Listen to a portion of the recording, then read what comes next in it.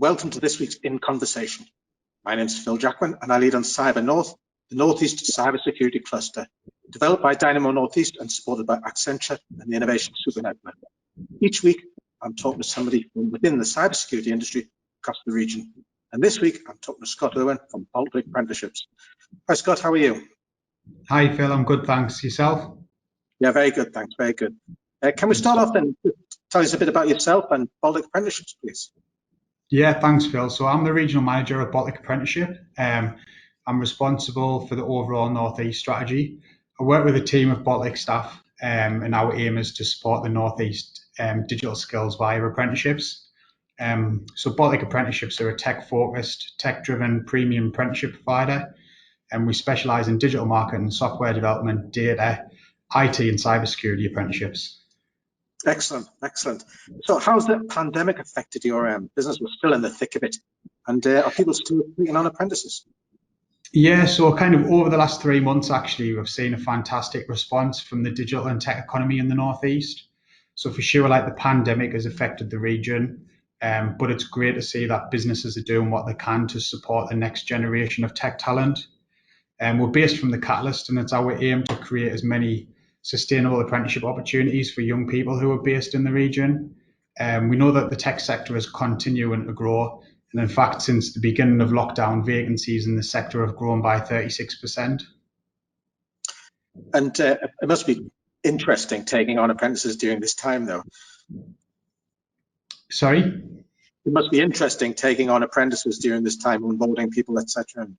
Yeah, absolutely. So, obviously one of I guess the main challenges for employers is a lot of people are working from home. So it's how do you introduce an apprentice to a business whilst everybody's working from home? So that's brought its own challenges, but it's great to see that people have been innovating and thinking outside of the box of how they can achieve that. It's vitally important that we continue to kind of introduce young people into the tech sector. There's a massive skill shortage, as everyone knows. So we're just trying to kind of act on that. And yeah, it's great to see that businesses are really, still engaged and trying to support where they can. That's excellent news. So tell us, how does a cybersecurity apprentice work, and what does the employer, what's required from the employer? Yeah, so at Baltic, we deliver all of our apprenticeships in the smart classroom, and we've done that since about 2015, 2016. It isn't something that we've done because of the pandemic, and it's not something that we've, introduced off the back of COVID-19. It's a modern approach. It's a digital approach. We've done it for a number of years, and actually, it's allowed Baltic to lead the way throughout the pandemic.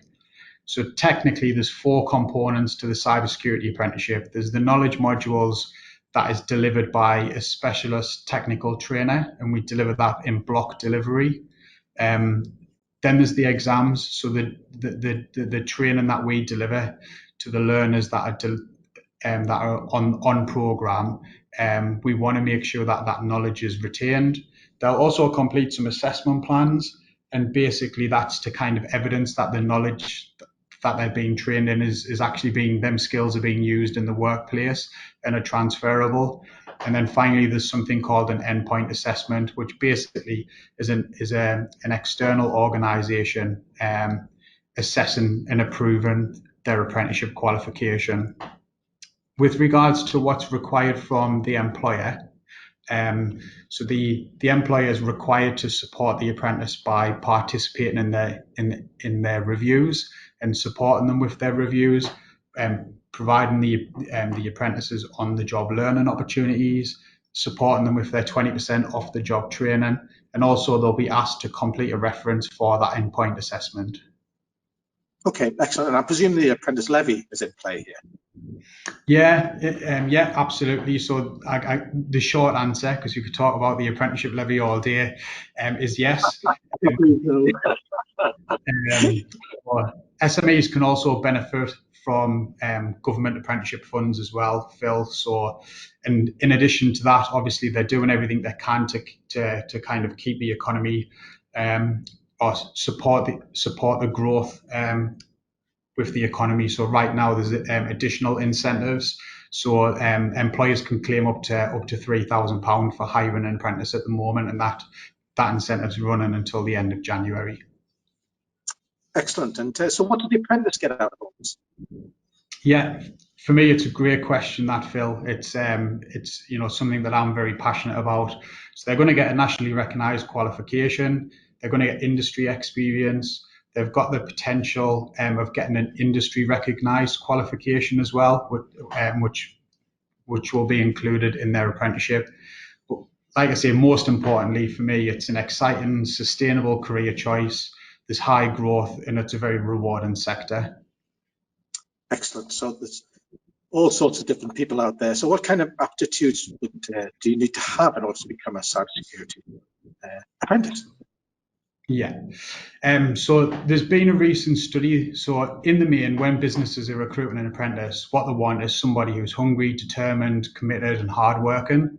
If they've got an interest in technology and kind of in particular in tech, if they've got a troubleshooting and problem solving mindset, then employers would see that as an advantage, but it's not absolutely essential. And employers are basically saying that they can train the tech side of things as long as kind of the hunger is there. Excellent. So people skills are really important as well as the technical aspects. So does this only suit young people, or is the apprenticeship for any age? Am I in? Yeah, absolutely. So apprenticeships are designed for all ages. So at Baltic, we work with a number of employers who basically upskill and develop their workforce via apprenticeships. So a lot of people are obviously working from home at the moment. So more and more businesses are enrolling employees on apprenticeship training to take advantage of the time that someone would normally use to commute to and from work. And also it's a fantastic way to keep your workforce engaged at the moment with them working from home. Excellent. So all ages, all genders, all ethnicities, it's open to everybody. Absolutely, 100%, yeah. Excellent. So Scott, just about you, where's your personal focus now and with all this melee that's going on? Yeah, I mean, obviously working in the apprenticeship sector, you're always trying to help and support young people. So over the last 8 years, I've supported over 1,000 people in the region into apprenticeships. So I'm now looking for another way really that I can try and give back. Obviously, there's a lot of people who are out there in the pandemic who could really probably do with some additional support. So I'm not sure what that's going to be, but it's something that I'm thinking about a lot at the moment. Other than that, really just trying to live a healthy, balanced lifestyle. I want to be there for my family, and also I've got 2 French bulldogs, so they keep us really busy as well. And their names? Sorry? What are the dogs called? They're called Gus Gus and Susie, which are it's pretty sad really. Me and my wife named them. They're the 2 mice off Cinderella. Right, well, we'll not go there. Okay, No. These next few months are going to be interesting, I think, if the pandemic continues to roll on. What are your hopes in terms of your work? Yeah, so at the beginning of the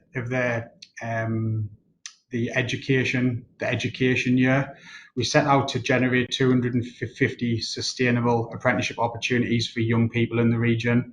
We know that that's a really tough task, but we do think that it's massively achievable. And I think I just want to take this opportunity to thank all the businesses across the region that have already supported us with that as well. Okay, excellent. Well, thanks for that, Scott.